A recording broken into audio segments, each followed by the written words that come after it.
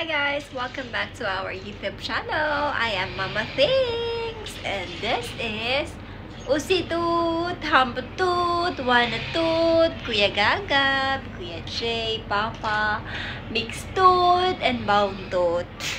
Yung iba kong dog ay nasa labas, doon sila nag-sleep. Ewan ko kung bakit hindi sila pumasok. Kanina actually nandito sila sa loob.